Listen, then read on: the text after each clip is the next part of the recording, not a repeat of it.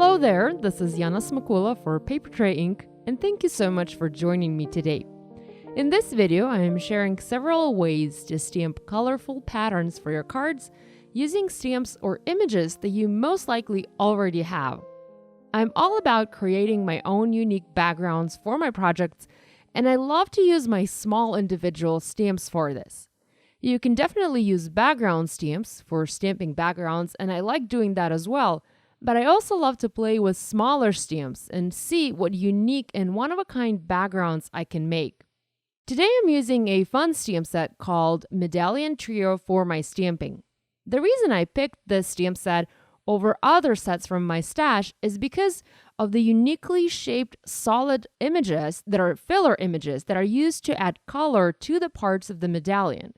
And right now you can see me stamping that medallion and color that medallion on the screen. So I'm using this stamp set as intended, but as I move forward with this video, you'll see how you can use these images in a different way.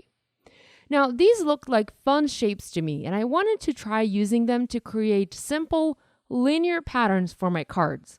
Now, before we get started, I wanted to mention a few things that make stamping a background like this a much easier task. Clear block with printed or etched grid lines is a good tool to have, as well as the surface with printed grid lines is a must. So these two things will make stamping a background pattern like this a much easier process. If you are stamping a random background and don't have a specific placement in mind, you don't need to have these things. But for the backgrounds we're making today, it is useful to have things that let you space the images out evenly. If you don't have either of those, you can use a pencil and a ruler and add a faint grid line to your paper. Simply measure the size of your image, figure out the spacing, and add the grid directly on the paper. Once you're done stamping and the ink had a little bit of time to dry, you can erase the lines with a pencil eraser. I used to do this a lot when I was just starting to stamp various patterns using my stamps, and I have found that to be extremely helpful. So if you struggle, be sure to try that. Every time when I plan to stamp something, I like to practice on a piece of scrap paper. I use printer paper and not my good white cardstock, and I just stamp the idea out. If it works, I then transfer it onto my specialty cardstock. And here you can see some of the pattern ideas that I tried out. So I mixed and matched various elements and tried different orientations to see which of these I liked the most. So even though the images from this stamp set are designed to fill in and add color to the medallion, I was able to use them in a completely different way. So be sure to look through your stash and look for similar or identical images and see if you can create some fun patterns using them. I just used the A labeled images from my stamp set and worked with mostly the largest elements. The larger the element you use, the less time you need to stamp it onto your paper to fill the entire background in. I used Lovely Lady and Raspberry Fizz ink colors for the first background. I placed my paper, and this is my specialty cardstock now, so I placed it on my cutting mat, making sure to center it according to the grid lines on the mat to help me align my stamping. I also centered the images that I was using on my clear blocks.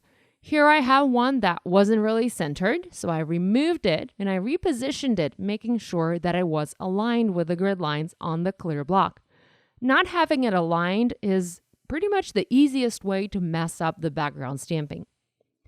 I assigned each shape its own color of ink and started stamping from the center of my panel, alternating the images and therefore alternating the colors of ink. I like it when each shape has its own color of ink, as this minimizes the amount of mistakes I make while I do my stamping. Once my first column was finished, I started working on the second and the third one, and I offset the images to add a little bit of movement and interest to this background. If you're finding it difficult to stamp things like this, it is helpful to look at various patterns in our everyday life. A planner cover, for example, or a cup, or a blanket, a carpet, a shower curtain. All of these things and more can have a printed pattern on them. So take a closer look at that pattern, see how and in what way the elements are repeating themselves on the pattern, And then take that observation to your craft room and see if you can recreate that pattern with your stamps and inks. I often look at various patterns in my home and also online, and I save the ones that I like the most for future inspiration. Here I'm working on another pattern for a card, and I'm using the same stamp, the same image, but placing it differently on the paper. One impression is facing up, another impression is facing down, and thus I'm forming different looking elements for this piece. Here I'm using green ink, and these are olive twist, and I'll use it for the smaller element, as well as the ripe avocado ink, and I'm using this one for the larger element. I'm not showing this on camera, but I am double stamping these images to get a nice solid ink coverage. I live in Arizona and it's really hot here, and I've had these inks for some time now, so they are a bit dry. And this is why I feel I need to double stamp these images for the best result. Once you have your background pattern stamped, there are many ways that it can be used on a card.